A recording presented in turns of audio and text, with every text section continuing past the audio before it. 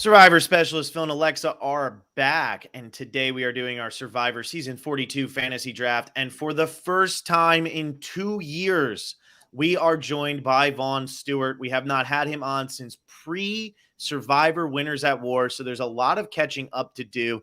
Very happy to have him back for the fantasy draft, even though that probably means he's going to win. Although we're going to be picking how the points are decided pretty much on the fly tonight. So maybe that will throw Vaughn off and give Alexa and I a little bit of a chance. Vaughn, thanks so much for coming back on. For those who are new, who are you? What are you doing here? And also, how have you felt about Survivor since the beginning of season 40? Because we haven't heard from you at all.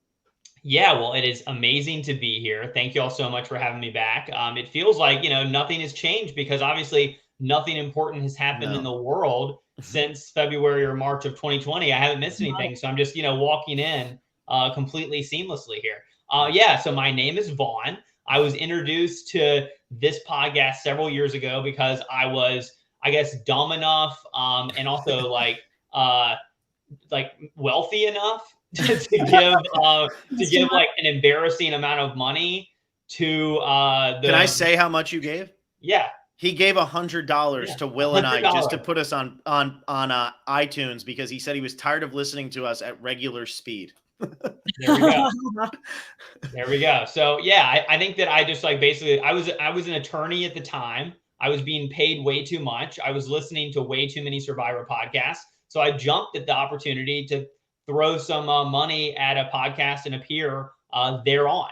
So one thing led to another. It turned out that y'all lucked out because I wasn't like a total weirdo and loser. We joked that it was very risky to give just someone with $100 the opportunity to appear on the podcast because who knows what direction that could have gone in. It turned out that I was okay, I guess. Y'all had me back on a few times. I proceeded to mostly dominate these little games that you guys create.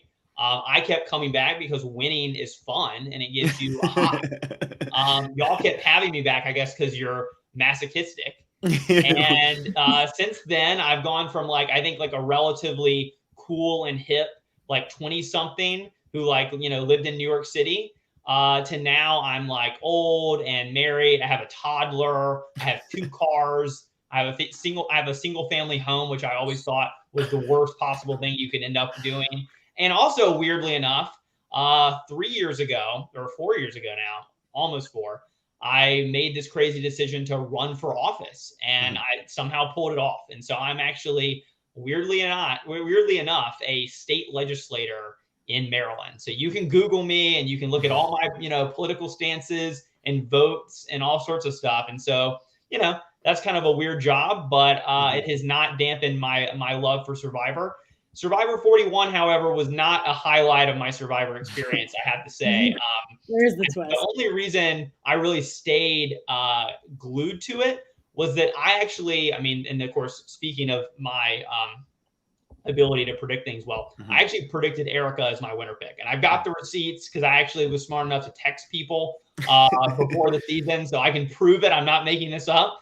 And so Erica having a chance to win is basically the only reason I kept watching the show, because I was this was a kind of a shot in the dark winner pick. If I end up being correct, that's going to be great.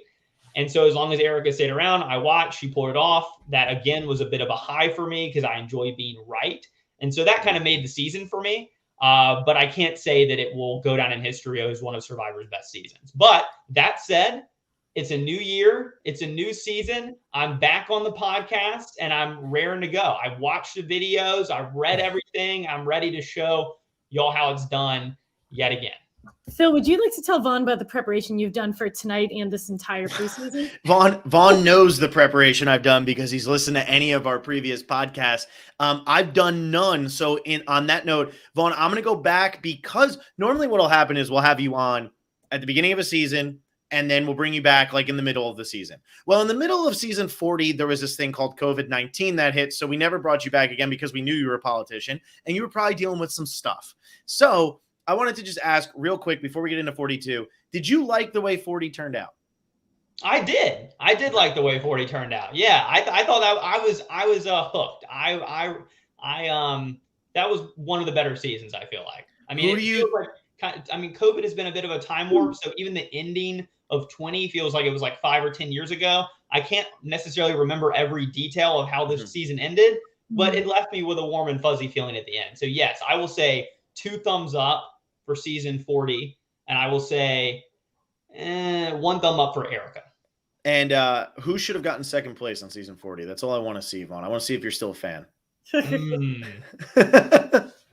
That's all I think What's the Vaughn. right answer? Michelle, I think Okay, Vaughn came on the pod. Well, that's actually a good point. Tony should have gotten second. Michelle should have gotten first. But I think Vaughn came on the podcast. I thought you were going to say Tony was the right answer. Okay. Right at the peak of Michelle Love. So I just had to bring that up one more time. But so we're moving into season 42. We have 18 newbies. We have this weird 26-day stuff, which we still don't think really works. The only things we know, so we're just gonna make up the rules as we go because we haven't really kept track in the past couple seasons, and it's time to get back on the train. Vaughn's gonna make this a lot of fun for us. All we know is that individual immunity, if you win that, you're gonna get 3 points. If you're the winner of the season, you'll get 10. If you quit the game, you're gonna lose 10. A correct idle play will be worth 5 points. Every day you survive in the game is half a point. And then we're going to try to come up with 5 more things kind of as we roll through here and see if there's anything that hits. So if you guys have any ideas and you want to throw them in the chat, throw them in the chat because there you go. Nicola Host just said the chat isn't too active tonight. Well, let's make it active. We're not going to do MVP or LVP or any of that nonsense anymore. People stopped caring about that the day me and Will stopped reading comments. So question of the night, Vaughn. What's the question of the night? Are we snaking the draft or no? That's the question. Oh, wow. For new listeners / viewers, the question of whether you snake the draft or not is really the entire draft. It determines winners and losers. It's everything. And it's tough. I'm going to say that we've got to snake the draft because I actually think this is a rare season. And I don't necessarily know if y'all's rankings will sort of line up with mine. I think there's a big drop-off this year after, say, 8 or 9 people. I think that there are 8 or 9 people who can win, and then I had a really difficult time ranking. And then I think there are another 9 people who I don't think can win and who I had a really difficult time ranking among the losers. So I think if we don't snake it, I think there are going to be some – I think the third place person or the person who picks third could potentially get quite screwed. You know what I think we should do here, and I think this could be fun because, Vaughn, I do agree with what you're saying. If you listen to my bootlist game, I just made up some stupid story, and I started putting people pretty high that I didn't necessarily think should be high. But I think that something could be fun with this since we're trying to have fun. Look, I'm like Jeff. Haha, we're having fun. Look at me. Fun and fun. Since there is such a drop-off, I think that each of us should write down one person who, like, we think has really no chance. Okay. And whoever gets that person, like, on their team, and I'm saying, like, if they draft that person, maybe we do it that way, because in the last round, whoever gets the last pick just kind of gets stuck. But I guess they should get it anyway, so never mind.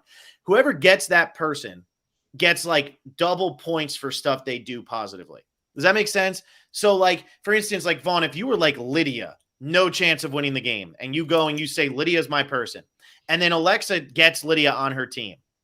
Now, you don't have to tell us who it is. You just, like, say, like, ding, ding, ding, here's my person. Like, write it down. Okay. And now Alexa gets double points, and it's called, like, the Vaughn special or something like that. Okay. Where, like, now anytime Lydia does something good, Alexa can just be like, ha, Vaughn, that's the person. You're giving me double points because you have this. So what we should all do is put one down, and then this way, if there's a duplicate, we just put, like, a second as, like, the tiebreaker one. But as long as nobody else has your number one, we won't go down to the number two.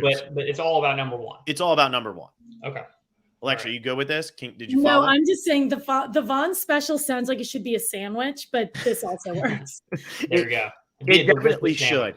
So but two people who we feel, like, good about that other people would feel bad about?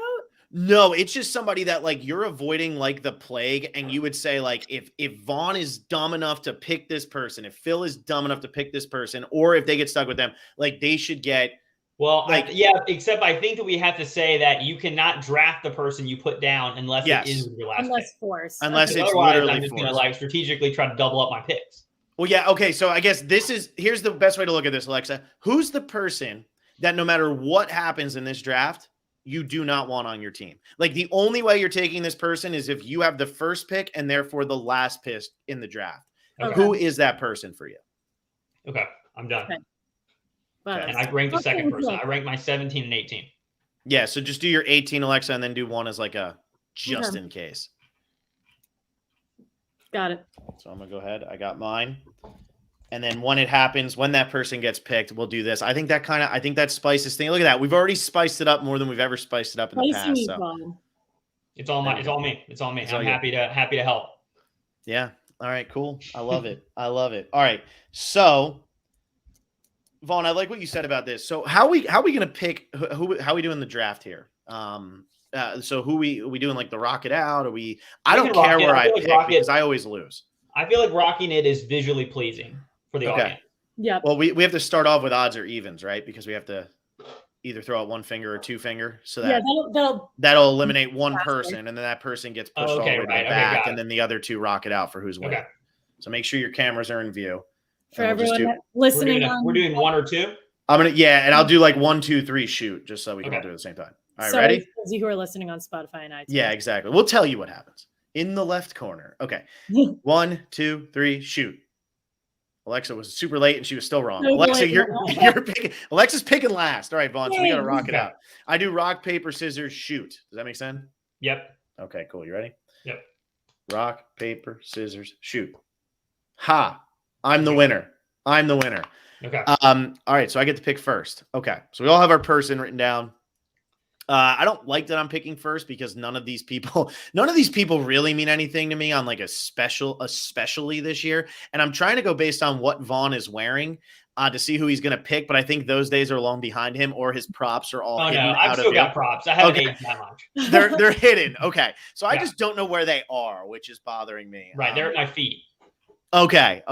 So I am trying to kind of think of like, who do I like that isn't just a ridiculous like I've talked about Jonathan and Lindsay, but am I really going to use the first pick in the draft on them? No.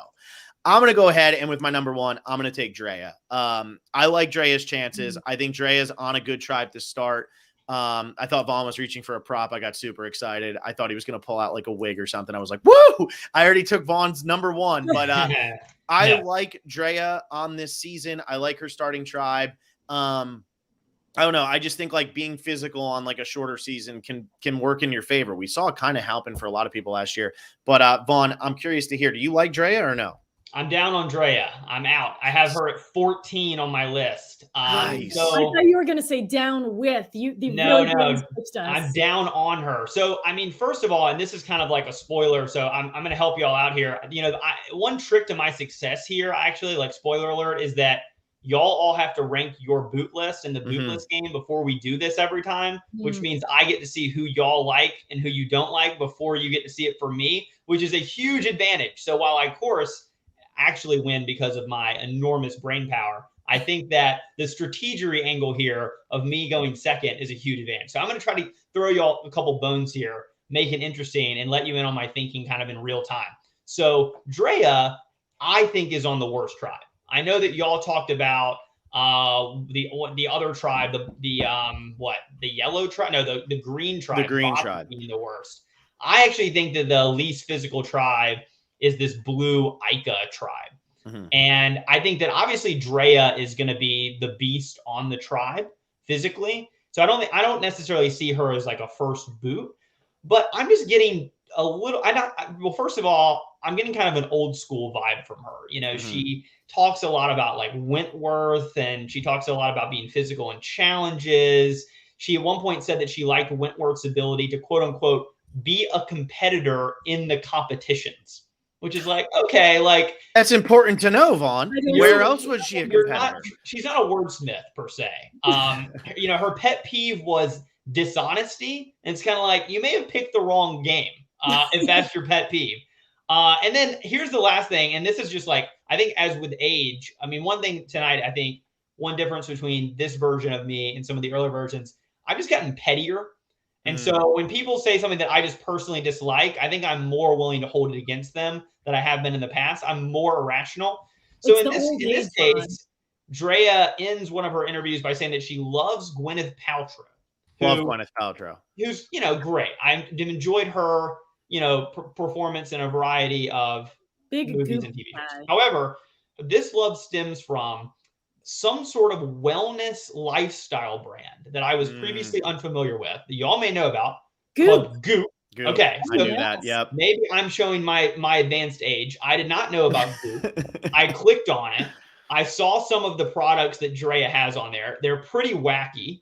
My birthday is not coming up, but if anyone wants to get me some of this that's enema she has and some of these other things, hit me up. I'll send you my address. Goop is something else. Okay, yeah, it's a lot for me. It's not really my brand of a brand, and so I'm holding that against Drea and Gwyneth Paltrow, and that's why I dragged her down to 14. But I think just generally, she kind of just gave me not very much. These kind of brief and generic answers. I think she's going to be a beast. I don't really see her as like a strategic mastermind. She says that she wants to be Kim Spradlin. I think maybe she has the Spradlin physicality, but not really much else. So I see her as maybe like a late pre-merger. I was big on her because I really didn't listen to any of these people speak. Haven't heard any of their voices. I'm really high on Drea. Vaughn, I have to ask, do you like Shakespeare in Love or no? No, I'm down on Shakespeare in Love as well. See, this is why I can't trust you. Shakespeare in Love. John and I just did a podcast about how much I love Shakespeare in Love. So if anyone wants to check that out, there's my shameless plug. And Vaughn doesn't know what he's talking about. All right, Vaughn. So who are you taking then at number 2? Okay, well, here's where I pull out my first prop. Ready? Well, first let me explain. So I'm going to take someone who I think it's a little bit of a risky move, but again, trying to throw you all a bone because I think that I could probably get away with taking this person with my second pick. I don't think that y'all are going to take them, but I have a prop for the person, right? So I can't leave it up to chance because then one of the props is out the window. So with my first pick, the second pick overall, I'm going to be taking Omar, the 31-year-old veterinarian from Ontario, for a few reasons.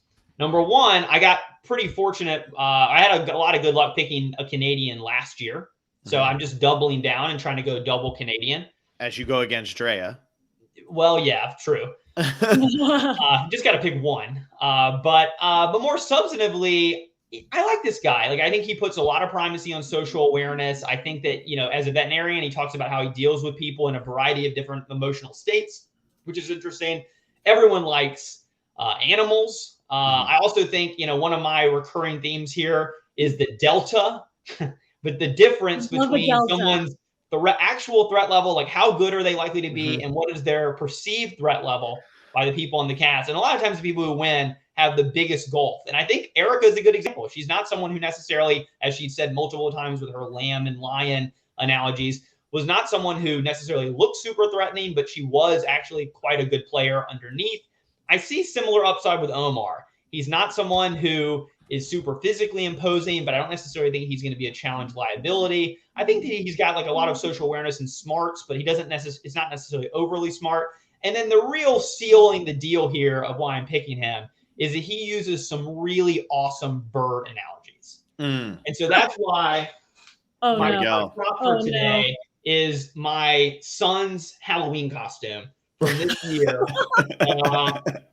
Sorry, no, his Thanksgiving costume. He dresses up for all the holidays. So how do I make you bigger? So what Omar said. I'm trying to make Vaughn bigger and it won't let me. Okay. Yeah. So Omar said at one point that he wants to pretend to be a pigeon, but actually be a predatory bird. He called this his owl strategy. And he said he wants to basically be like an unthreatening bird, like a pigeon, or like a turkey, but secretly be an owl. And I think this is actually kind of like him giving a perfect encapsulation of my Delta theory that is, I've used so successfully for so many years. So I think because number one, he's from Canada. Number two, he's got a good head on his shoulders about how you win the game. And number three, he said something that I could pigeonhole into a costume that I already had in the house. And you just used the word pigeonhole. There you go. Yeah. And you just made a pun that I don't even think you realize you made. Okay. Well, I mean, I probably did. But pigeonhole. You said pigeonhole. There we go. Yeah, you didn't even notice. I will say, I think the downside, the downside of Omar, everybody's got downside, right? He does come across a bit cocky. That's what I'm worried about with him. That pun was intended. There we go again. He talks about like at one point, like the selectivity rate of the vet school he went to, which is kind of like, comes across as like a bit braggy. And I think he does have some downside because, even though I think he's on a pretty strong tribe, he talks about not really being able to swim very well. So he does maybe have a little bit of a low floor in terms of an early boot. But overall, I like his chances. I like the fact that he used something that I could dress up as. And I'm happy that he's on my fantasy team. That's all he wanted, Alexa. That's all he wanted. And now you open the door for Alexa to take herself, which I know is never fun. But no, I'm mixed on Omar. I really am. It's gonna really depend how that tribe works out for him right away. I think that tribe itself is just a strange tribe, strange starting tribe that I think is gonna lead to some problems for one side or the other. It's just, is he gonna be on the right side of it? So, Alexa, you're picking back to back because we were forced to snake the draft.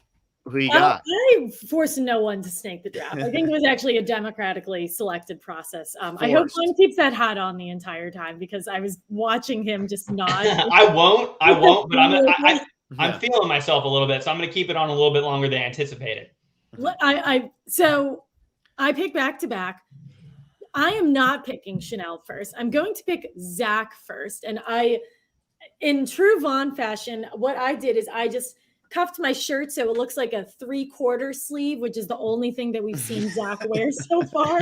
So that is my representation of Zach. So I think Zach is going to, I'm trying to pick a little differently this year because I'm historically pretty bad at this.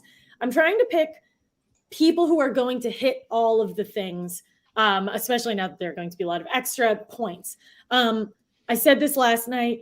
I think that Zach is going to do a lot in this game. I think the fans are going to love him. I think the fans are also going to not love him. He's going to play very hard. He's going to be funny. I see a narrator in him. So I think he's going to last a long time, but I think he's also quite self-aware. I think somebody who does stand up and debate, like there's typically a lot of self-awareness. There's a lot of ability to argue and think on your feet, all of which are very, very important qualities to have on Survivor. That could go one of two ways. Alexa, you live in the mecca of stand-up, which is New York City. I lived in the second mecca, which is in LA. There's a lot of comedians who don't have self-awareness at all. They just show up and they start saying things and you're like, woof, okay, I guess I'm in this for the long haul now. I feel like there's got to be something fun that we could do with Zach because he does feel like such a type that like maybe we could do something with props here. But we have to figure, not props, but you know what I'm saying for this fantasy game. Vaughn, what do you think about Zach? So I'm low on Zach as well, but I'm loving the fact that we disagree. So I know that Zach is a fan of the podcast and maybe even tunes in. So I definitely don't want to be mean. Oh, trash. Especially in that hat. Yeah, well, especially in this hat, right? I mean, you can't be mean when you're wearing a turkey hat. But I'm a little pessimistic on Zach for a few reasons. So first of all, just the odds are not in the favor of people who are below 25 on the show, just period. If you're just playing the odds and you're trying to make this a numerical game about age, the odds are not in his favor. Now, young guys, as we saw last year with Xander, they're not always doomed, but you start out with a little bit of lower probability to win. I do like that, he mentioned that he doesn't like people who don't tip. I thought I was kind of like a cool and like a little bit like old for his age type answer. And of course, he was a pizza delivery guy, which I also thought was interesting and probably gives them a little bit more perspective. I think with these young people, you're looking at not just the number, but also do they have life experience more than just their age? Are they an old soul? And I think there are a few people that are on this cast that are young, but maybe older at heart. And I think that gives them a better case. With Zach, it's hard to tell exactly where he is because, on the one hand, I like that he did the debate. I did debate in high school too. I mean, I can assure you that even though it does help you think on your feet and talk, there were a lot of really unself-aware, weird kids in debate as well. So it's not a total slam dunk. That said, I was good enough at debate to know what the Tournament of Champions was, which apparently he won. It's called TOC, is I think like the debate lingo, like the acronym. And it's actually very impressive to win that. So it's not just that he is like a run-of-the-mill debater like that. He's like really, really good.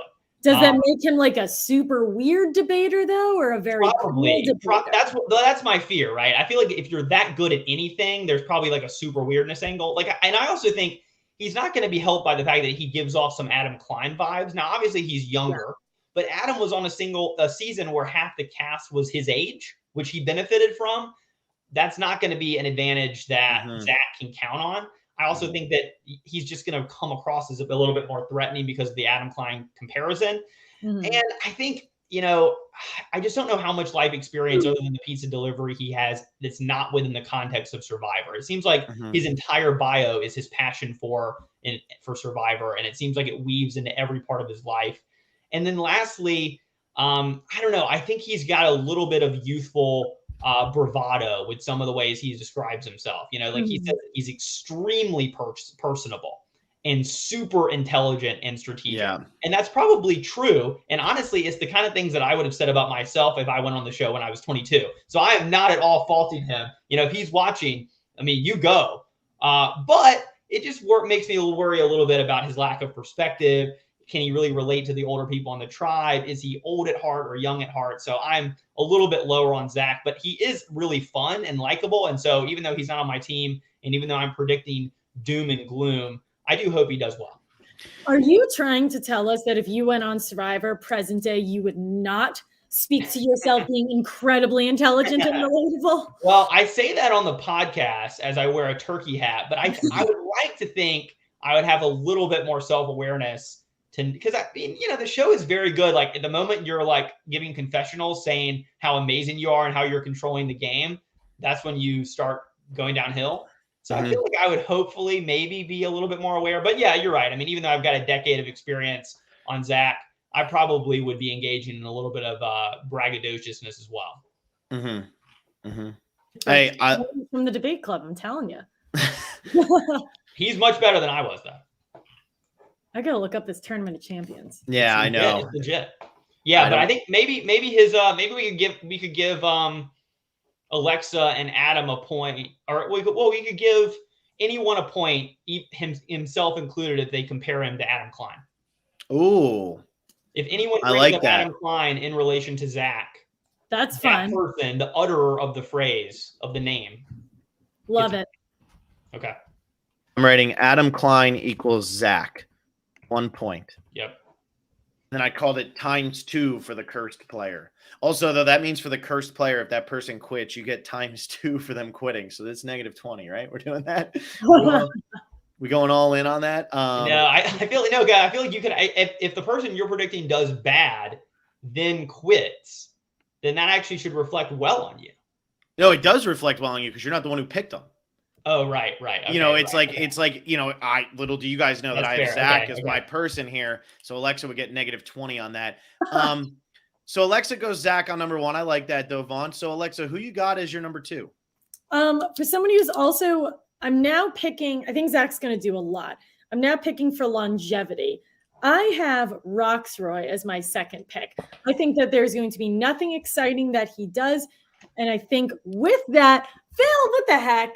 With that, he is going to have no reason to get voted out. He is. Phil, you need to learn how to write better. There it is. I'm never going to learn. That was Phil's never pick. So that's Alexa's cursed player. I'm going to highlight that one in blue. That's what. Ooh, blue, not red. Well, I guess red is if you go home. Yeah, that's true. I don't think there's any chance he has of winning. I don't think there's anything particularly exciting or interesting about what he has given us. And I think that is why he is going to last long. He is a man who is built well, so he's going to survive the pre-merge. A lot of people are going to look for reasons to get rid of people who aren't as built as him early on because they just think that automatically means they're good at challenges. He'll probably be quite good. I think he'll be around for mid-jury time. What do you got for me, Vaughn? It's hard to argue with that. I mean, I think that I will not quibble with the description of Roxroy. I agree that he is going to be a point accumulator in this league. I think he could last a while. Why would you get rid of him? He didn't give me anything in his interview. Couldn't have been more cliched or boring, but I do think he probably will put up some points. That said, if I had to criticize the pick, I would say it's a little early with the 4th pick overall to go with a point accumulator when you've still got some win equity people on the board. I think Alexa probably could have waited until her 3rd or 4th pick, still gotten Roxroy to serve that role on her squad. I got to say here, so I went with Roxroy as my cursed player, and here's my reason why. I see 0 times out of 1,000 that he wins this game. The vibes I do get from Roxroy are essentially like Mick Trimming.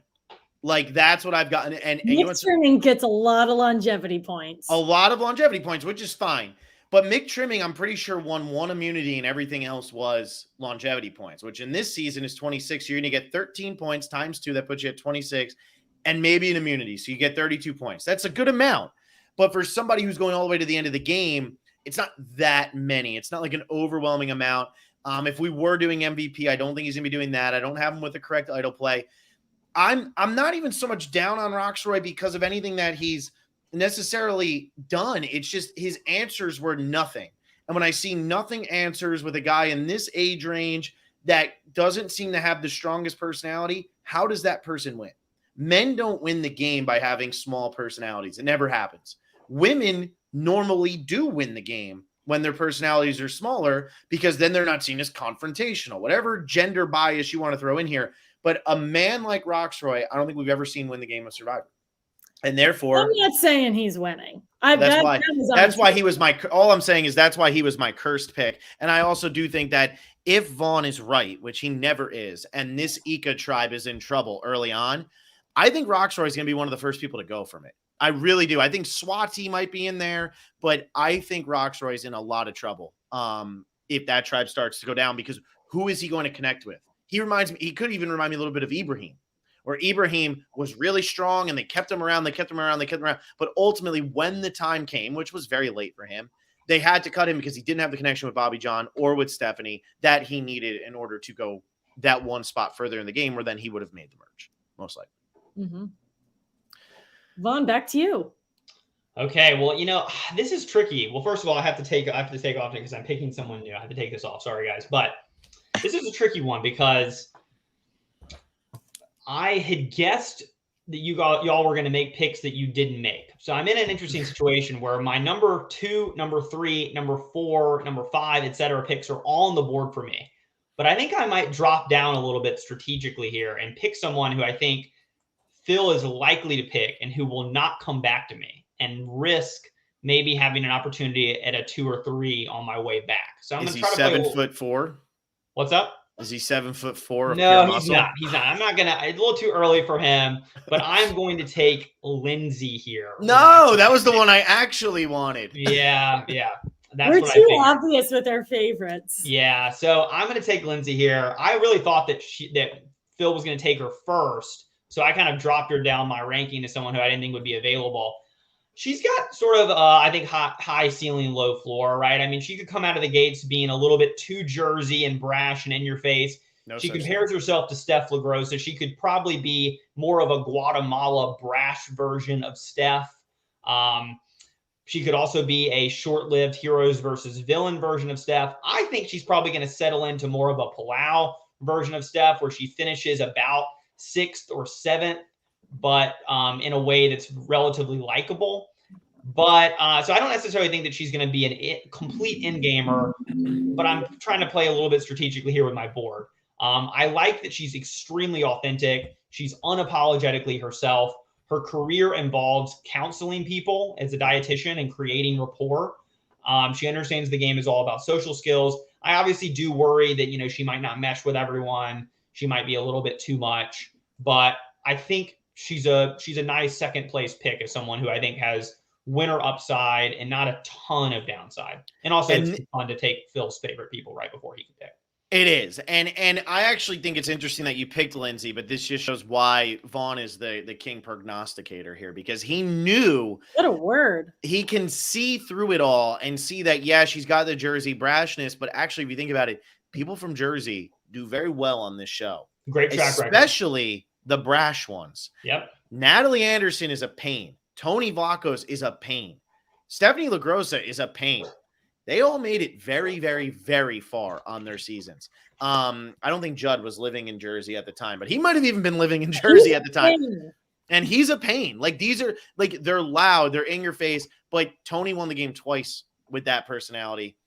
Natalie Anderson won the game in a season where she was screaming at somebody not even on her tribe. And granted, I understand what that was about, but she was still screaming at somebody not on her tribe. Normally, that's not a good look for the rest of your tribe. She won that season anyway. So I kind of like this. Ultimately, honestly, Vaughn wasn't even going to take Lindsay here. I've just been playing the field here a little bit, and I wasn't even going to take her next. Blindside. It is a blind side, but I feel like there's something fun that we could probably do with Lindsay as well, just because I feel like Lindsay is going to be a focal point of the season. I don't know how we do this or what we can do, but I feel like people are going to be very annoyed towards Lindsay. But how do you actually put that into a point value? I have no idea. I just keep thinking of Tiffany saying, I hate her with that. What about every person who rolls an eye when Lindsay talks? Oh, no. But then is that too much to track? Yeah, every person that Lindsay insults gets a point, and every person who insults Lindsay gets a point. Okay. Too many points? Well, where does Lindsay get points in this? Also, where is insulting? I feel like that could be. Lindsay gets a point every time. I mean, good for me. Good for you. I don't like this one anymore. Well, it would have to be like calls them a name. Like it would have to be something like is the stupidest person on earth. Like it has to be like a very blatant insult, not just like they're slowing me down. I don't know. That's true. Because then it starts to toe that line. Yeah, if it's a quotable insult, but then it's like subjective. Lindsay gets in a tiff with someone. But yeah, every fight she gets in, she gets a point, and the person she gets in a fight with gets a point. I think that gives you a lot of points. Yeah. I feel like it would have to be like everybody she gets in a fight with gets the point. You get half a point per fight. Okay, because there's going to be more. That. Does that work? I'll accept that. Lindsay. So Lindsay fight, half point. Or how about this? How about we say every time she gets in a fight, whoever gets the better of the argument gets a point? Or do we think she's going to win? Oh, that's very hard. She's going to win too many. I was going to say, and then that also leads to the whole editors are determining who wins. That's true. Okay. All right. Let's stick with half a point. Yep. So Lindsay fight 0.5, fight with Lindsay 1 point. That's good. And we'll know what fighting looks like when we get into the science of all of this. It's like a Rodney Lindsay thing, right? We're looking at like that is a fight, not like a physical. I mean, physical altercations are great, but getting in a fight, if they did that, altercations, 20 points. If they did the Rob Zabotnick or whatever Clay Jordan challenge, she doesn't get a point for choking somebody because that's the challenge. It's got to be like a fight. I agree. All right, so I am going to, with my next two very scientific picks, very, very, very well thought out in the grand scheme of all of this. I am going to take Jonathan, my man. Super excited to have Jonathan, even if nobody else is happy about it. Wait. Jonathan. That's your person? My curse pick. Oh, nice. I'll take those points. He's going to win 10 individual. He's about to break all the records. Wow. Alexa and I going in the second round. No chance. He's not making it.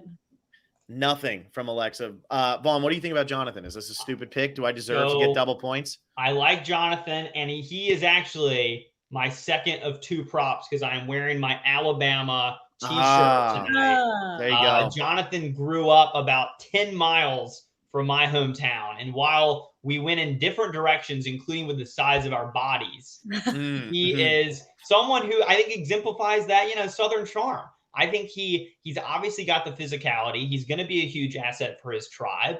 But at the same time, I think he's got a little bit more going on upstairs than a lot of the characters in this archetype. I think he's not going to be Devin Pinto level of strategery mixed with physical upside for sure. Because, I mean, for example, he talks about how he wants to set records with the number of immunity challenges he wins, which is not a good strategy. So he's not necessarily a thinker. But I do think that he's got enough of a head on his shoulders to not be like a complete just along for the ride vote and not to be someone who's just completely easy pickings as the merge boot. But I think he's a good pick here in the beginning of the third round because I think his floor is the merge boot, right? So then anything you get higher than that is just gravy, but he's at least going to be that for you, which means that like his median performance is probably going to be like 8th, 7th or 8th place. I think he could easily be kind of a Danny McRae type, very likable, not at all a strategic dullard, a little bit more of a follower than a leader with strategy, but I like him a lot. I like that he's from Alabama. We finally have another Alabama person back on the show. Roll Tide. I will be rooting for Jonathan despite the fact that he's not on my team. The reason that I like Jonathan too, and this is honestly, I haven't said this really much on any of the podcasts, but I like him because he's a salesman. And at the end of the day, like if you own one of those little like beachside like rental shops, you have to be social. You have to be like, you don't have a joke because they'll just go, there's probably a million of them on the Floribama Shore where he is. Like there's millions. So he has to be somewhat good at what he's doing. I like it. I'm so in on Jonathan. I was really hoping, honestly, I didn't think that anybody was going to take Lindsay. So I was hoping to get Lindsay in like round like 5 and just take Jonathan and have Jonathan, Lindsay, and Drea, which really are kind of like the 3 people that I kind of just think are going to be the most fun on this season. But with my 3rd round pick, so this one's tough for me. I'm going to, oh man, it's so hard, but I am going to take Mike. I like Mike. I'm curious to hear what Vaughn is going to say about Mike. I really actually like Mike's starting tribe for him. I feel like, Vaughn, when you were talking about the older souls type thing, I think he did get put on a tribe with older souls, and he's old. So I think that really works in his favor. I think Lydia, probably an easy first target on that tribe, just from initial take. If you only have one day with these people, just seems to be how the tribes go. I know last season, like we were saying that about some of the people, but Abraham was the first person voted out of the game. A lot of men went out early, but I also think you had somebody like Evie who was really trying to play the game in a different way than we've seen a lot of people play now, or most of the time. So I think she was able to kind of change the game there. But I like Mike. I think Mike has a good personality, short answers like Roxroy, but entertaining. My guess is that Vaughn is not going to be into Mike. Yeah, so Alexa is correct. So, this is like one of the classic Phil picks, by the way. And actually, I think what gives me a lot of comfort is knowing that I can not come on the podcast for 2 years and that y'all still have like the same types you've always had. And this is the kind of archetype that Phil always falls for. Now, I do think the nice thing so I have Mike at 11, and I have him kind of in the middle part, basically his kind of expected value here, because this kind of person like Tom Laidlaw, Eric Abraham type age. I did not like Eric Abraham, I have to say that. Well, touche. Okay. Yeah. But I think this kind of person who's going to have a little bit of an old school mentality, who's worried they won't be able to shut up and is kind of like a baby boomer type vibe. They're either like top 5 because they're dragged along as a reliable alliance member and they're loyal, or they're bottom 5 and they go out early because they don't necessarily mesh with their starting tribe. I agree that he got put on a good starting tribe. I'm not necessarily willing to predict him as someone who's going to go out early. I think that, he has Tony upside, which very few people on the show have, as a, obviously a former firefighter / cop, public service employee from Jersey. He's got that kind of vibe. I think he's got a little bit less strategically, going on upstairs at some of the other characters we've seen in this archetype.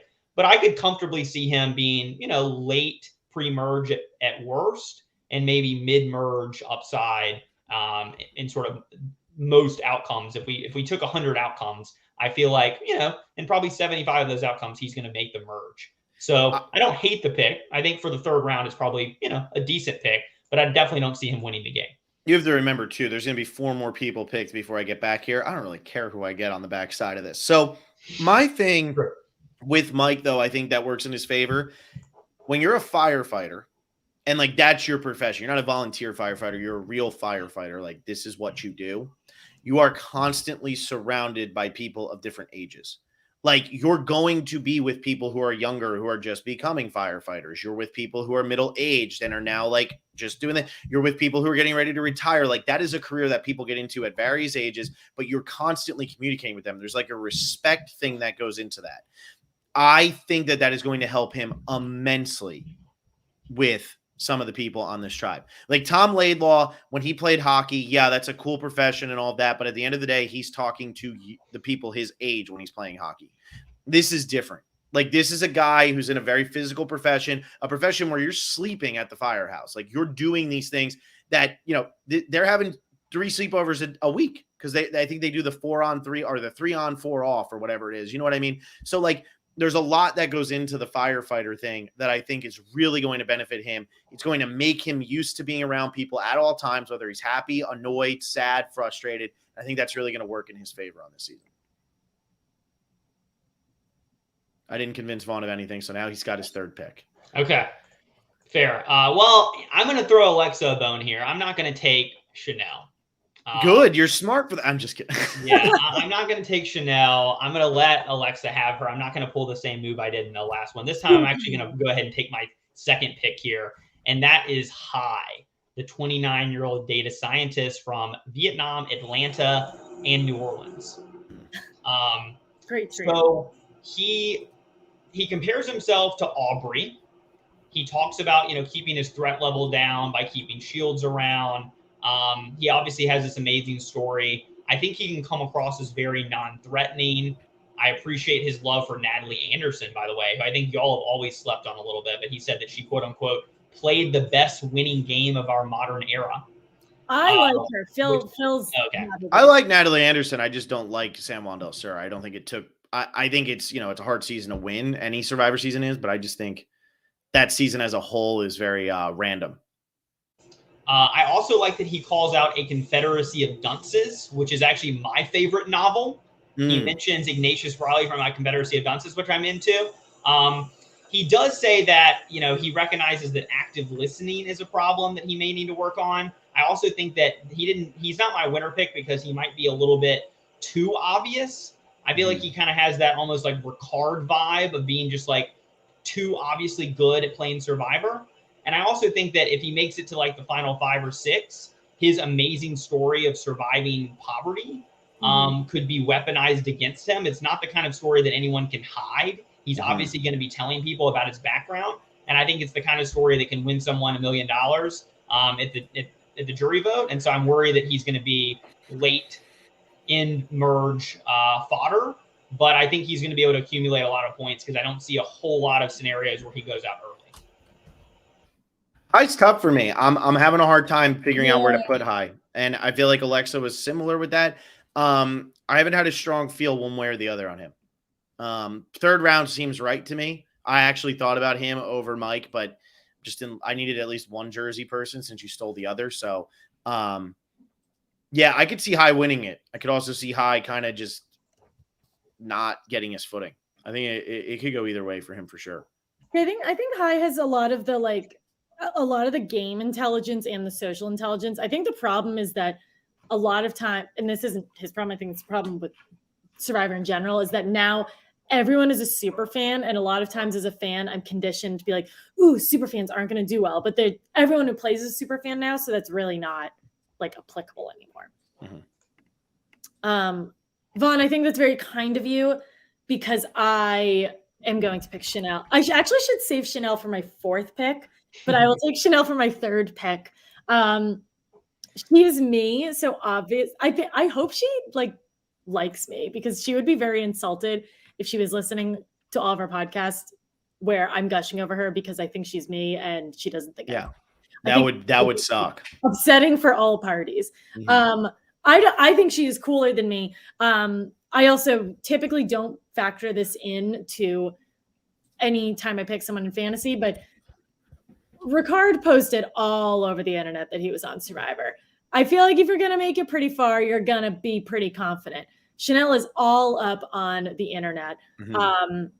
She also, I mean, if I was on Survivor, I'd probably blast it to the whole world too, but I want to add that as a reason. Vaughn, tell us why Chanel is going to get 18th place. I had Chanel actually very high. I just let you have her. I think Chanel was basically like designed in a lab to be good at the game.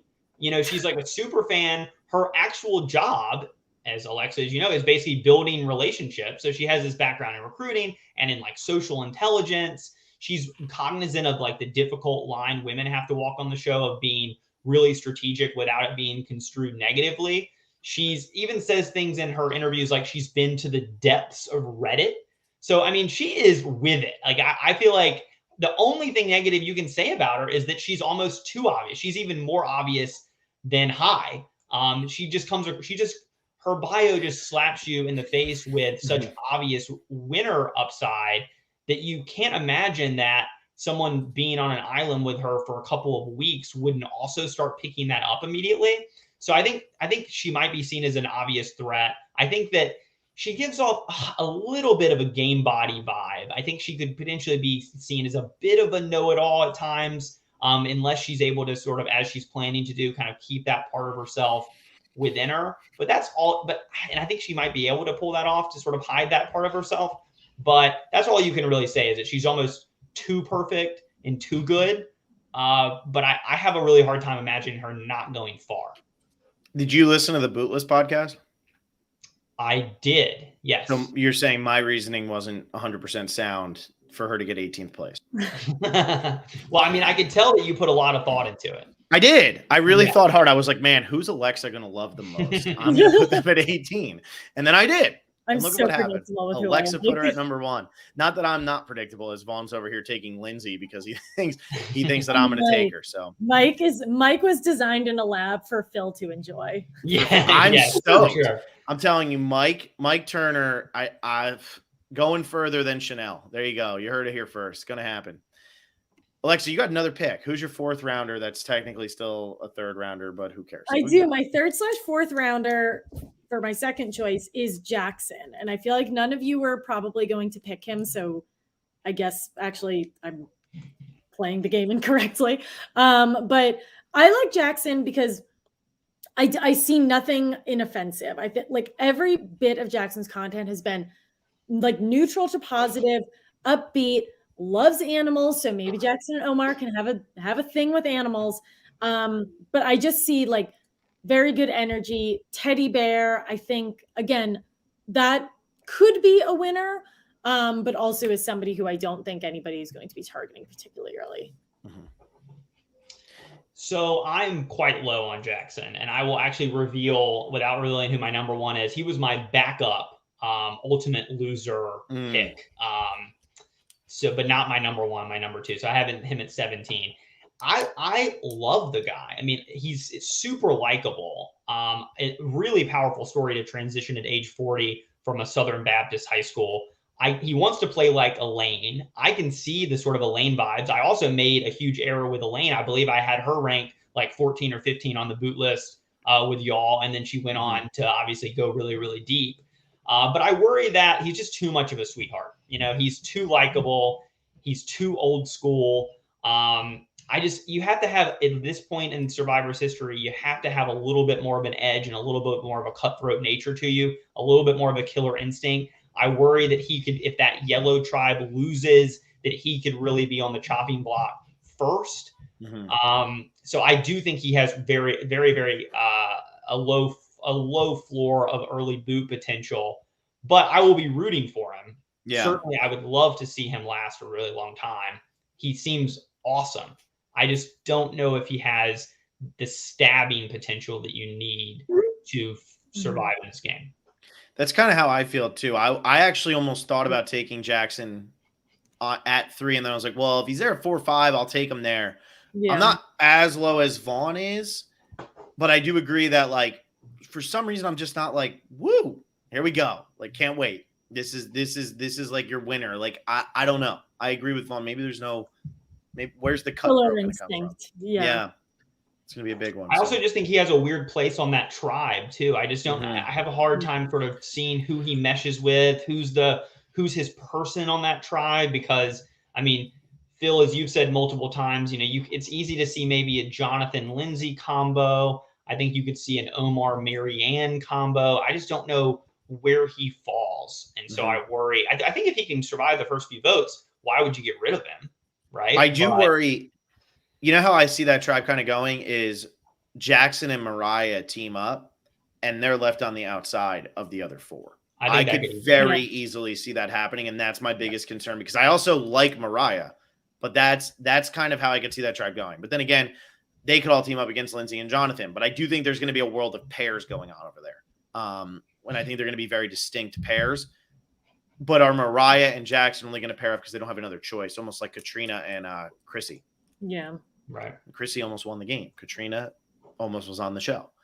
So, all right, Vaughn, who's your 4th pick? This is some more strategery for me because there's still someone left who I have pretty high, but I do not think that Phil is going to pick her. So I'm going to pick the next person on my list who I think Phil could pick, and that is Tori, the 25-year-old therapist from Arkansas. So I'm kind of a sucker. We all have types. I'm really a sucker for people that have these sort of counselor therapist type skills. I just think it works well. I mean, since the Philippines, I guess, I've just always thought that the best profession you can have on the show is like a counselor or a therapist. That's the upside I see with Omar a little bit, because I think veterinarians have to be counselors to some degree for the owners of the pets. And it's also the upside I see in Lindsay being a dietitian. But in this case, Tori really is like a psychoanalyst. On all of her interviews, her entire thing is psychoanalysis. It's all about human behavior. It's all about manipulating people. And she comes in a nice, sweet, and, friendly Southern Belle package.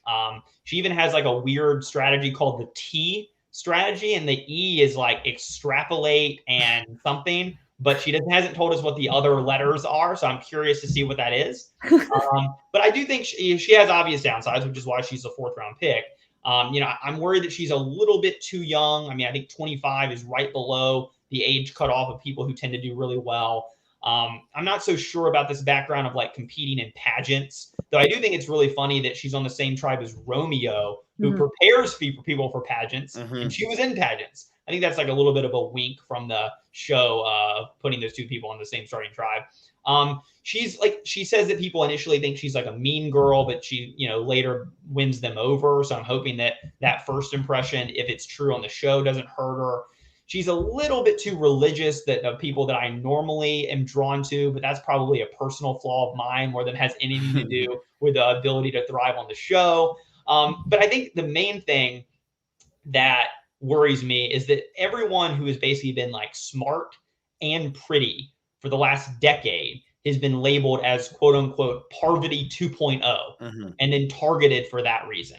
Now, eventually, I think the memory of Parvati will fade, and maybe this archetype of person can once again shine, but I'm not sure the memory has faded yet. And so I worry that Tori will be targeted for that reason and will not let her psychoanalytics shine as much as they could otherwise shine if she had not had the problem of going after Parvati. I can't believe that we've had 42 seasons of no beauty pageant people, and now we have 2 people and they're on the exact same drive. I think the one thing working in Tori's favor is that she's a blonde. Because a lot of the people who are labeled as Parvati are normally brunettes. Like Alexa, I think if you played the game of Survivor, you'd be labeled as like a Parvati, because it'd be, oh no, she has brown hair and like she's like smart. Oh no, like what are we gonna do? Like that seems to be where it goes most of the time. Because unfortunately or fortunately, however you really want to look at that, on the game of Survivor, a lot of people, they'll just assume if you look like somebody else who played Survivor, that is who they're immediately going to associate you with. And we've seen that year after year after year after year. It doesn't matter who it is. The first thing that always happens is the same thing with Drea right now. Everybody's sitting here going, she reminds me of Sydney. It's like, why? Because she's like an African-American who plays, like, who's a fitness trainer. Like, is that why? Like, but like, that seems to be where people go. And I think that's the one thing working in Tori's favor is she has blonde hair. She can't possibly be Parvati. Boom. Got it. Done. Can't do it. So I actually really like Tori, and I was going to do Tori and Romeo on my 4-5 if they were both there. But now I don't even think I'm going to take Romeo because I'm just that petty.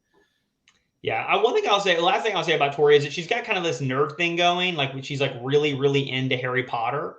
So I think that, she, even though she kind of comes across as like this Belle or whatever, I think that, blonde or not, I think she's got enough nerdiness where maybe she could try to appeal to some of these other super fan personalities on the show. She's also apparently going to lie about her profession, which sometimes doesn't go very well. But I think in this case will be really interesting. I'm not sure I can remember a time where someone was hardcore exploiting their therapist background to like manipulate people and then lying about themselves being a therapist. So I'll be very interested to see how that plays out and what profession she's going to pretend to be.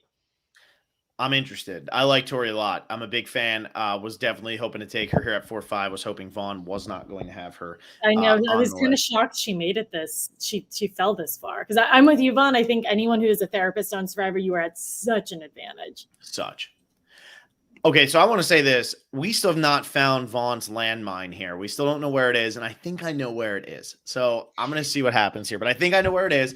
Vaughn, we might have to do something special for you because Alexa or I is going to end up with 2 double points peoples, and you're going to end up with none. So we might have to figure out a way to kind of even that out. I so far have not gotten any type of special prop the way that you got with Lindsay fighting and Alexa got with Adam Klein and Zach. Nobody on my team has gotten anything like that yet. Okay. This is this is where, though, I do think that we're starting to drop off a little bit. And these are my last two picks, and then I'm probably going to get stuck with Lydia or Swati. I think that's where it's probably going. Although, Vaughn, based on what you just said before, maybe you're really high on one of those two. Though I think you're more inclined to take Marianne or Mariah next. So I'm trying to, figure out what you're going to do. So with these being my last two picks, I got to really kill it. And I don't think I can. That's the problem. I don't love what is presented before me. We just had a really strong female season, and I have two men on my team, and the two people I want to take are men. And I really don't like that because I feel like, this newer game, maybe that's going to be something we see again right in the back-to-back season here. So all of that being said, I am going to start off and just go completely out of left field for myself here. And I'm going to take Jenny at this spot. And I have no freaking clue why, other than once you took Tori, I'm not going to take Romeo and Tori anymore. So I'm like, well, maybe Romeo doesn't belong on my team. So here we go. I'm taking Jenny, and that's my fourth rounder. Vaughn, what do you think about Jenny? I like Jenny. I have Jenny at 9, and it was because I was just really torn about her. Initially I kind of thought, this is like a typical woman who is like in the corporate world. She calls herself direct. Other people call her a shark. She doesn't like arrogance. So I thought maybe, she's one of these people that may come on the show and be too much of like a corporate director type, which they don't normally do very well. But then I actually watched her interviews, and I found her a lot more likable and approachable than I was expecting based on reading her interviews. And she talks about how she claims to have a high emotional intelligence, which I think is probably one of the best traits you can have on Survivor. She claims to be a good listener. She is a super fan. So I don't know. She really is someone who I think I'm probably going to be ranking her at 9. I think I'm ready to be wrong about her in either direction. I could see her, it's coming across too corporate-y and being an early boot for someone, maybe standing out too much on that tribe and not connecting with others. But I could also see her as someone who could really be the first older, and I mean, she's in her early 40s, so she's hardly old, but the first older woman sort of strategist and in-gamer that we've seen in a while. And so I could see either side. And so I think certainly in terms of draft pick value here in whatever round we're in, it's hard to fault it. Yeah, that was 4. Alexa, neither one of us had a strong opinion on Jenny this whole time. What do you think about Jenny? Yeah, I kind of the same as Vaughn. I think I like her. I don't see like, I don't think she's going to be anything like Natalie Cole. Like when we think like corporate person, but I hope that people don't say like, oh, she's the quote unquote older woman. She's going to be she's going to be poor in challenges. She doesn't know the game. I don't think that's going to be true for either of those points. So I feel very average on her. Mm-hmm. Now I'm in a position where my other person's on Vati, and do I really want to have 3 Vati people on the tribe that I said was the weakest? Do I really want to have 3 people from the tribe that I said was the weakest and would probably be the most screwed in this pre-merge? Who else could I take? Okay, I'm not going to get to pick again, so I'm just going to throw this out there. I like Mariah. I worry about the age thing a little bit more with her and her starting tribe. Same thing with Marianne, but the opposite. She's younger. I worry about that with her. So that's why I'm not going to take either one of them. Swati and Lydia, I'm really scared for, and I don't want to take a pick on them because I think I'm going to get whichever one I don't take if I were to take one. So with all of that being said, I'm going to take Daniel. And I think that Daniel, even though he's on Vati, this is the tribe I said was the weakest, and I just took 3 of them. I think that Daniel has some serious game, is super self-aware, which I think is huge in the game of Survivor. Will he be like Jacob levels of self-aware and self-deprecating that people are actually going to be turned off by it?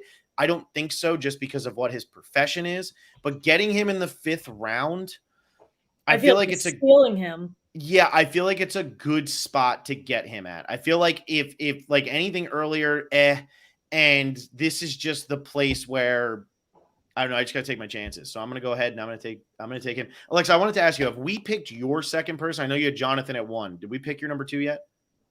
Like the second, like who your backup was? I'm going to be honest, I kind of didn't formally do that. Nice. All right. So Alexa didn't do that. So good thing Jonathan was the one who we picked. But yeah, so I'm going to go Daniel. That's my last pick of the draft. And then I'm just stuck with whoever you guys decide is mine. Vaughn, thoughts on Daniel? I like Daniel. He's another person who I kind of have two minds about. So I ranked him 10, kind of right in the middle of my list. First of all, he's kind of too similar to me to really fully embrace. Like he's had a blood cancer like me. He's went to a fancy law school, though he went to a fancier one. He was a law clerk for a federal judge, as was I. He's doing probably the strategy that I've always said I would do on Survival, which is try to lean into like goofiness and try to be like funny more than be like smart.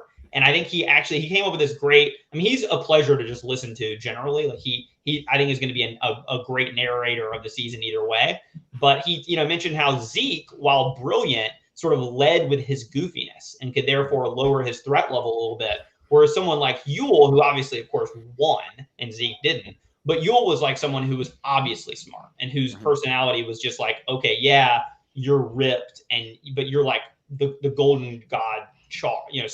And I don't know if someone like Yule in a modern game of Survivor would do necessarily that well because he's so obviously a threat. And so I thought that was really astute for Daniel. But I mean, Daniel had a lot. I know he listens to, or like he tuned into one of the y'all's podcasts, if that was really him lately. I also have a little bit of inside intel on Daniel, which is that because we're similar in age and went to have similar backgrounds, I actually have a couple of mutual friends with him. Oh, nice. And one of them told me that in law school that he was sort of quote unquote the mascot of the class, meaning that he was just like goofy, but like beloved by all. And so I think, while you worry that like there's some Jacob Derwin downside to people of this archetype, I think that the whole mascot thing gives me a little bit of hope that maybe he'll be goofy and fun enough in a way that almost he'll be like likable and almost like a Rick Devens. He's an uplifting type rather than like, oh God, now it's almost like, and like instead of like a neurotic overplay, that maybe he can kind of be a little bit like a life of the tribe. And so even though we do not agree politically, he describes himself as a good classical liberal, which almost made me vomit. I do like him. And I'm glad he listens to the podcast. I would have probably taken him if you had taken the person I am about to take. He was probably my backup option. Okay. So I like him. I hope he lasts a long way because I do think he's going to be a really entertaining presence on the show. I think that bit of info that you have that makes me a lot higher on him because that tells me that his goofiness and silliness is not manufactured, and I don't think that's something that you can make up for 26 days. But to me, that is very genuine. So that's awesome. That's cool. I'm curious to see how he does now that you don't know him, but kind of know him. I don't know him. Yeah. I mean, if he wants to DM me, I'll tell him who our mutual friends are or whatever. I don't want to blow anybody up on the podcast, but yeah, I think, it gave me a little bit of pause too. Cause when I first saw his profile, I have to admit, I was sort of, oh no, not like another like douchey young lawyer, to make us There's all been none of those on the show. Yeah. To make us all look bad. But I think, I like him. I think it could go well. I did think it was interesting that he may be one of the first players in the history of the show to say adamantly that he doesn't think he can win. Yeah.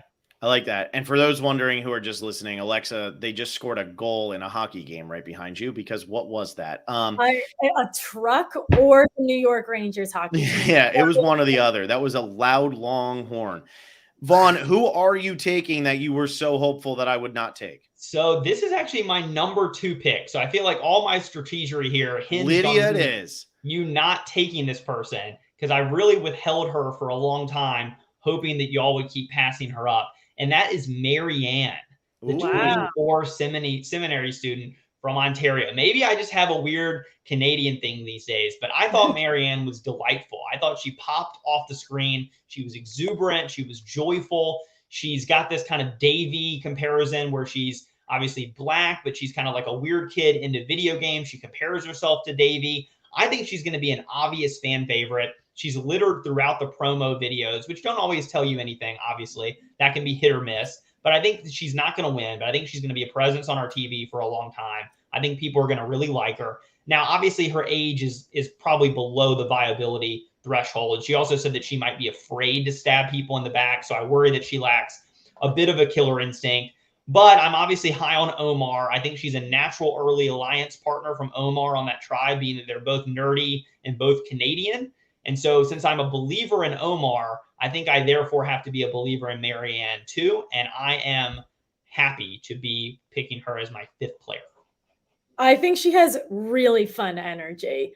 I think, and to your point, like, she is young, maybe doesn't have the killer instinct, but I think she'll definitely be a ton of fun. And I think not many people, I think, choose Davy as someone to compare themselves to. Everyone's like, I'm Tony or I'm Parvati. Picking Davy's a great choice because Davy is hilarious. He doesn't take himself seriously, and he's really good at Survivor. And he would have won the game if he got to the end, and he was Yeah. very close. And I think that's the best tribe too, right? So I just kind of want as many pieces as I can from that yellow tribe because I think that they're going to do well. And also, like, this is a high variance game we're playing here, right? You have to be one of 3 to win. So if you try to go really safe and try to do like an even mix of all the tribes, you're not necessarily setting yourself up to be first. You're setting yourself up to be second. Yeah. So you kind of have to take a big leap and pick tribes that you think are going to be bad. In this case, I think blue is bad, and I think yellow is good. And if I'm wrong, then maybe I'm in 3rd. But if I'm right, I'm in 1st, and I'm shooting for 1st. And I have a lot from green, which I said was the worst tribe on the first podcast we did. So that tells you everything you need to know about me. Marianne, I'm having a hard time with. I don't know. We'll see what ends up happening with Marianne. I just figure I'm just trying to see where she can fit on that tribe. That's all. I am not high. Who was your number 1 then? Like, who are you? Did you give us who your like winner of this season? Yeah, was? Omar. Omar is my winner. Omar is the winner of the season. Yeah. So Omar that's why I wore the turkey. I picked him first. He's my winner pick. I wasn't playing games with that. I went ahead and just took my winner pick, but I had Marianne 2nd. I had High 3rd, and I had Tori 4th. So I ended up with my top 4. So I cannot complain that I didn't pick the people who I thought were going to do well because of the way the draft went. If my team does poorly, it's because I'm bad. Hey, I have my top 5. I'm just saying. I have my top 5 people, and I know that I'm going to get the person I want at number 6. So, Alexa, these are your final 2 picks. You're filling out your tribe. Can you step on the landmine that is Vaughn's top pick? As soon as this ambulance goes by my apartment. Awesome. Okay, so I'm going to pick Lydia for my first pick. I don't know. I think I don't really know why people, and I guess myself included based on my choices, are down on her. She is somebody who seems pretty self-aware. She's somebody who I absolutely cannot relate to because I don't understand anything about Gen Z, and I think she is a walking Gen Z. But I think that is fascinating, and I think that I will enjoy watching her.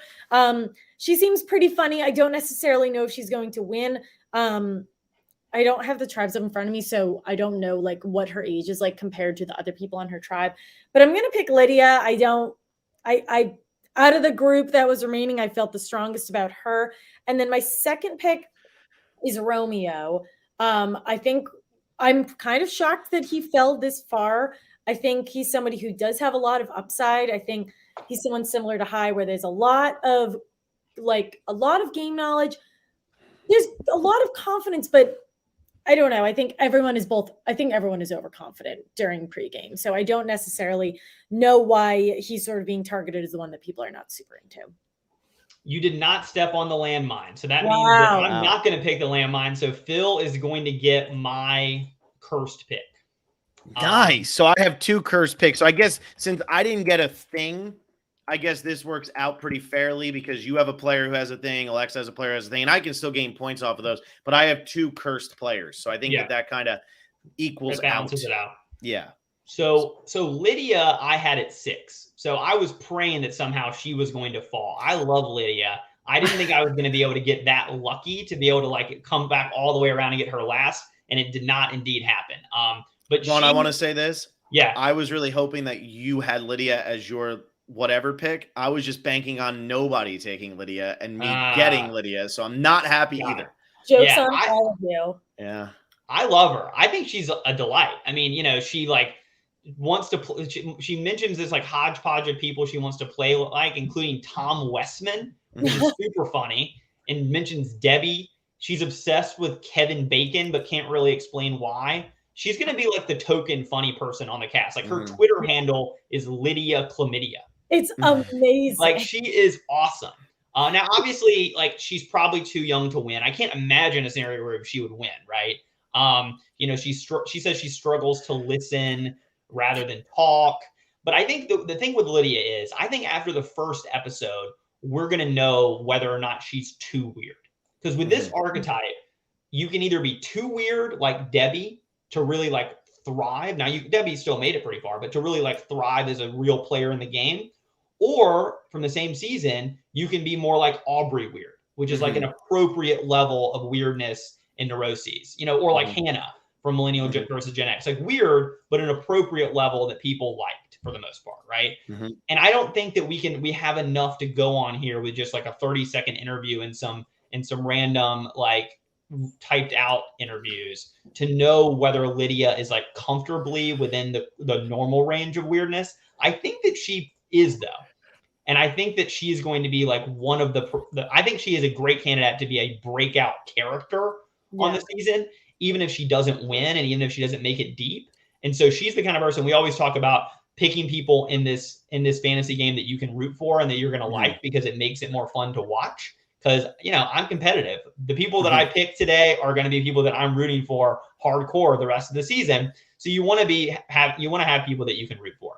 And so Lydia is someone who, had I picked her, I would love to root for. So I'm a little upset. Yeah, and I will say we are always looking for the next Aubrey, where people are always assumed to be the next Parvati. Fans are doing the same thing with Aubrey. Who's going to be the next Aubrey? Who's going to be the next Aubrey? Who's going to be the next Aubrey? And we've seen this year after year after year. I mean, normally the underdog female character, whoever that might be, is normally somebody that the fans pull for, whether that's even all the way back in season 2 when it was Elizabeth Hasselbeck, just being that she teamed up with Roger Bingham, Colleen Haskell the year before. These were more of like the America's Sweetheart, but it was also a new show that was supposed to be about survival. How is America's Sweetheart going to win this game? And now that's kind of, I think, evolved into the nerdier character. Evie was close, but Evie didn't last long enough to really take that on. Evie needed to go a couple more votes, have a little bit more autonomy in the post-merge, which she had almost none. Yeah. So I agree. Like Lydia could be that person, or Lydia could fizzle out like so many people in this archetype have done before. Yeah. Because for every Aubrey, there's a Courtney Moon. And not that Courtney went home because she was getting voted out, although I think she would have anyway. She goes home because she breaks her wrist. She's still the first person out of that season. Romeo is someone who I'm less sad about missing out on. But I do think that he still has upside too. I mean, he's someone who I think I'm content with underestimating him. I mean, I like his story a lot. Is like a super tiny gay Latino guy. I think his small stature could lower his threat level. He's still a super fan. But he only mentions like really cliche Survivor players he wants to play like, which makes me a little bit skeptical that he's not a big super fan. He also says weird things like, I always find a way to get what I want, and like he comes across at times like a little cold and kind of confrontational. I think he could end up being the physically weakest person on the physically weakest tribe. He also made, I think, what my pet peeve is, if I had to fill one of these out, is when people fill out their Survivor bio and someone asks them who you're going to be like, and they say no one. Yep, hate it. This is super annoying. Obviously, there's going to be someone that you're at least somewhat similar to after 41 seasons. So he kind of grates on me a little bit. I think he's got early boot potential, but at the same time, he's got kind of a weird mystique about him where if he did go far, I don't think I would necessarily be shocked. Yeah, I completely agree. Romeo, I almost took Romeo. Like I said, I would have done the Romeo Tori at the same time because that's what I wanted. But then once I couldn't get both of them, I said, well, screw it, Romeo. You're going to somebody else's house.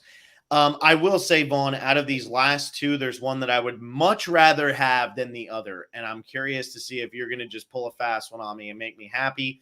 But my gut is telling me that I'm going to get somebody that I'm just going to – hey, look, I'd be happy to root for the person that I think I'm about to get. But I don't think they're going to go very far. Vaughn, you're making the last pick. I don't know who you're talking about here, but I obviously can't pick my cursed person. And so I am picking here, even though I don't have either of them very high at all. I had this person 1 spot or 2 spots ahead of Romeo. And that is Maria, the 47-year-old stay-at-home mom. Boo. So I had Swati as my number Oh. 17. So So here's me. I indeed had Swati number 1. My backup was Jackson, as I said. Wow. So first, Maria.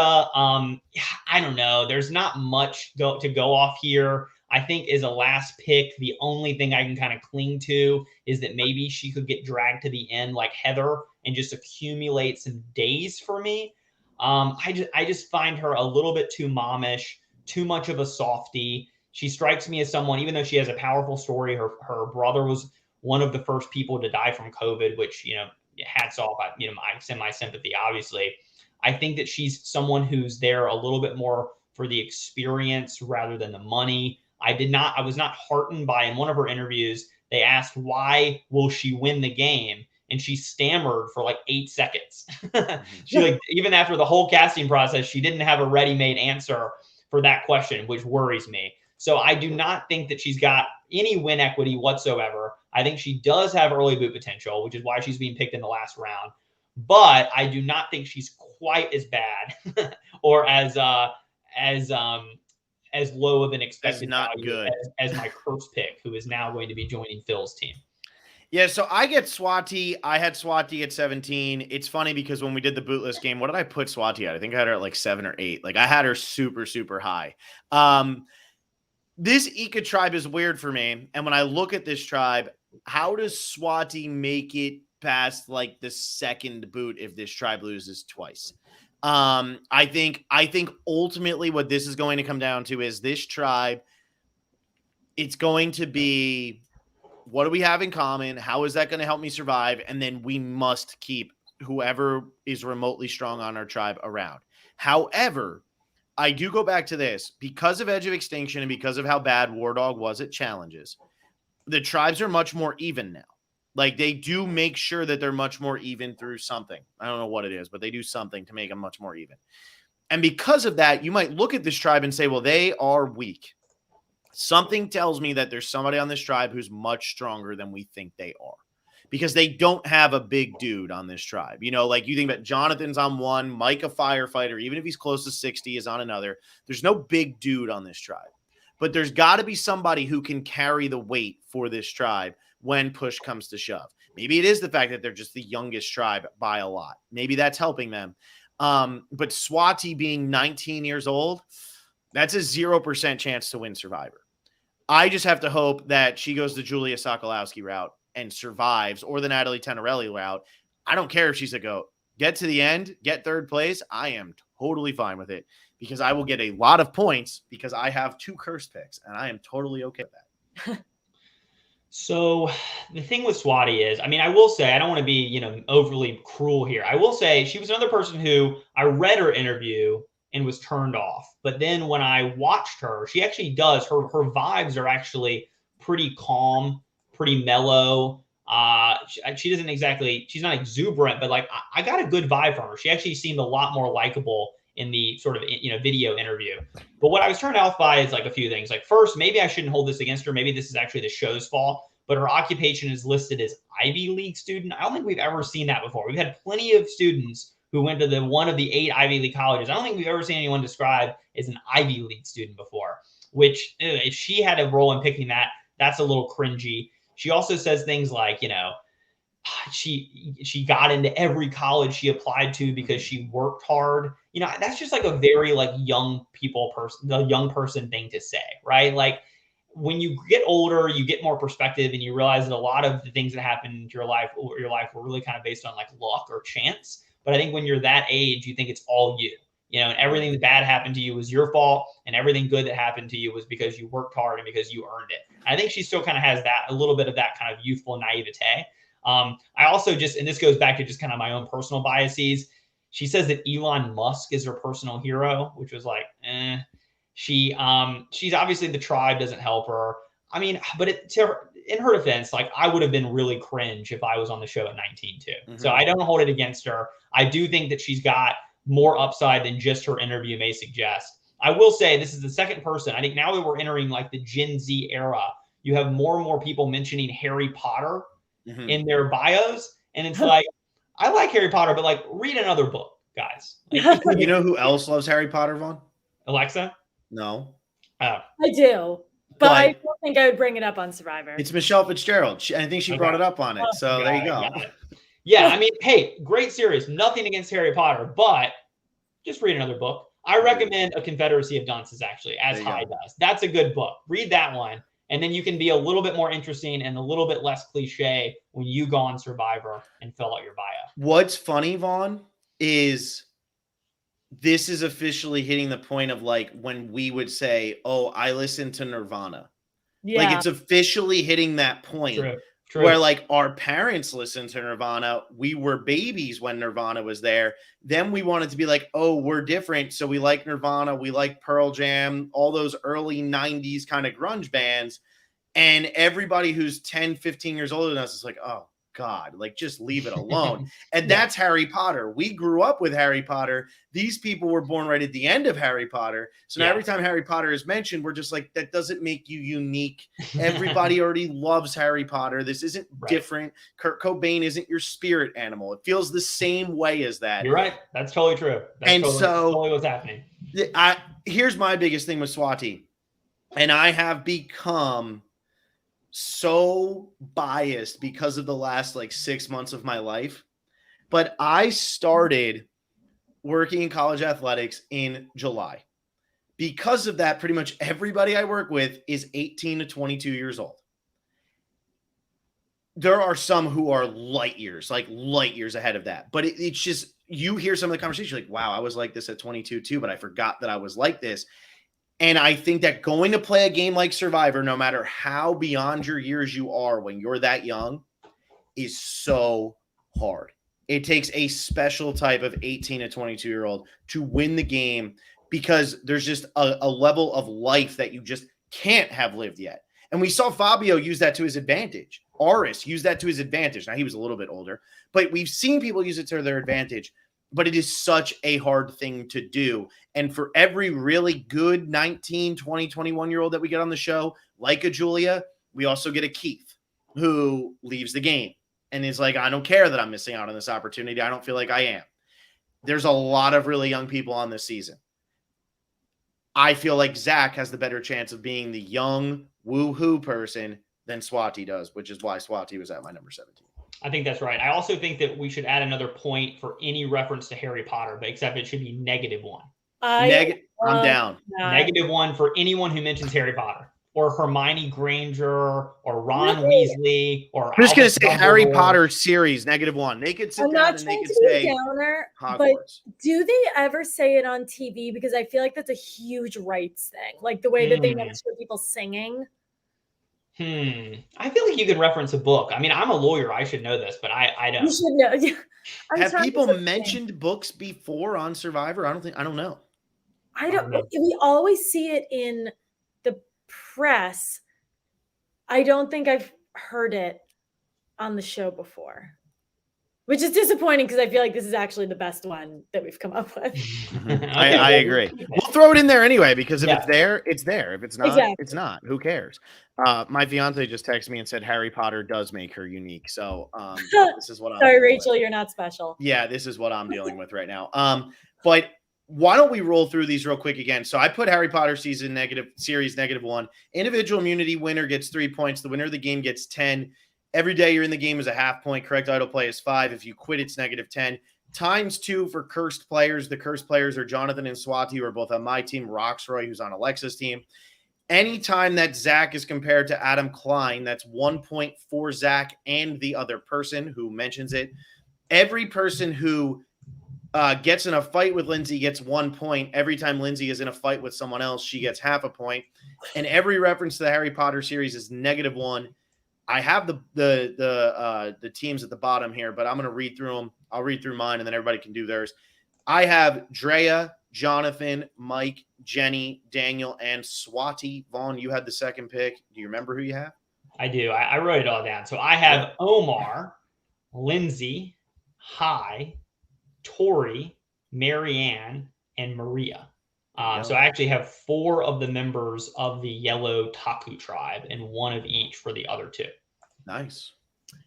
And I finished up with Zach, Roxroy, Chanel, Jackson, Lydia, and Romeo. Phil, when you get a chance, can you put all of those not props, whatever we want to say, point getters into our all documents thing?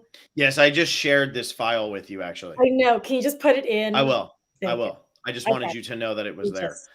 So that it's not lost for when this eventually goes away. So, all right. Well, Vaughn, it was great having you on. It feels nice to have you back and see you being here. Maybe we'll have you on again later. It depends on if you're winning or not. That's really what it comes down to. If you're winning, I don't want to make promises. That's why I paused there. I don't want to say, Vaughn, can't wait to have you back on, because if you're winning, we're going to say, no way. We're not having you come on here. I'm going to be extremely obnoxious if I'm running away with it, for sure. Which you normally are. Right. Did you enter a prop bet or a boot list or no? No, I haven't entered anything. Nice. I can. Hey, that's up to you. I think it's better. He's going to just win the fantasy game. He won't need anything else. Yeah. So, yeah, I mean, I'm happy to take the consolation prize. If somehow, some way my team starts doing badly, I'm happy to take the consolation prize of coming back on, especially after my legislative session is over in early April, because then I'll have nothing but time on my hands. Yeah. Does anybody know when the finale of the season is going to be? I feel like it has totally thrown me off. Might be like in June. I am so thrown off because of how late everything is. Yeah. When is it? I don't know, but this is such a late start. I feel like it has to be later. They're not going to be able to rush all this in. Finale is going to be during Phil's honeymoon. Yeah, well, it'll be 13 or 14 weeks, right? So that's like basically like 3.5 months. So it'll be in June. Yeah, so that means I ain't going to be here. So Vaughn, you might be Phil on the end of that, because I will be on my honeymoon from May 30th till June something. Well, the Thursday after what the finale would probably be. You're probably going to miss the finale. Probably. So all right, we'll talk about that separately. We'll figure it all out. I mean, I don't know. It starts on the 9th. It'll be close. I think it'll be close, because they also might try to say, hey, let's get this in before Memorial Day, just because Survivor has this thing with holidays where they really want them in. Do they really want to? The finale right now with 13 weeks would line up to be June 1st. I think they probably find a way to get that in on May 25th. That's my prediction. We shall see. Either way, I stand ready to take victory laps and to taunt. Hey, that's what we want you here for. Alexa, I did move it over to our thing, and it made everything look so dumb. I'm so mad. My nice, pretty font that I specifically use on my Excel sheet, it didn't transfer that way, so now I'm sad. Nothing worse than an ugly spreadsheet. Nothing worse than an ugly spreadsheet. Yeah, I know Alexa's. See it, but I guess. Okay, we'll figure it out. But anyway, thank you, Vaughn, for coming on. Great to have you back. So happy that things kind of feel a little bit more normal, and hopefully we spice this up enough so that all three of us are super excited to follow along, and maybe we'll actually tweet out results for it this year, because I don't think we've ever done that. Alexa, I don't know if we've ever updated who actually won to anybody other than the three of us. No, yeah, we'll follow that along this season. Yeah, we'll see. And do a Twitter poll, obviously, so everyone can register how much they love my team, because that will make me feel better. Though I actually think I do pretty poor in the Twitter polls, because nobody knows who you are. Yeah, the commentary, it's a popularity contest. They seem to sleep on the Vaughn team, and then we exceed expectations every year. I think they always pick Alexa because she is the most liked person on this podcast. So that's just probably why. And I typically have the worst fantasy. And typically finishes last. But hey, if everybody likes you, that's more important anyway. Yes, we will throw that on Twitter. Can we do that on Instagram yet, Alexa? Is that allowed? No, I don't think we're like an influencer, so we can't do. Oh, maybe we might be able to do polls. I don't know if we can type it all out. I'll see what I can do. We'll see if we can do. Alexa's about to become an influencer. That's a challenge accepted. Alexa, tell everybody what's going on and where they can find us and all that fun stuff, and then let's let Vaughn go to sleep. Well, very excitingly, 1 week from yesterday is the Survivor premiere. It is going to be 2 hours, so Phil and I are going to be podcasting right after the episode at 10 o'clock Eastern time. We are also going to be special guest appearing on Adam Jumba's podcast, Reality Pop, for, I guess, from the 7 p.m. to 8 p.m. hour right before the episode airs. So make sure to tune into that. We are not going to make any promises that we will have consistent guests throughout season 42, but we are trying to at least have someone for the premiere and for as long as we can. So stay tuned for more info on that. You guys know where to find us on social media. Become a patron. The Amazing Race just finished up last night. So we have some podcasts out on our Patreon for that. And Vaughn, I'm looking forward to podcasting with you during our finale and rubbing my team in your face because my team won.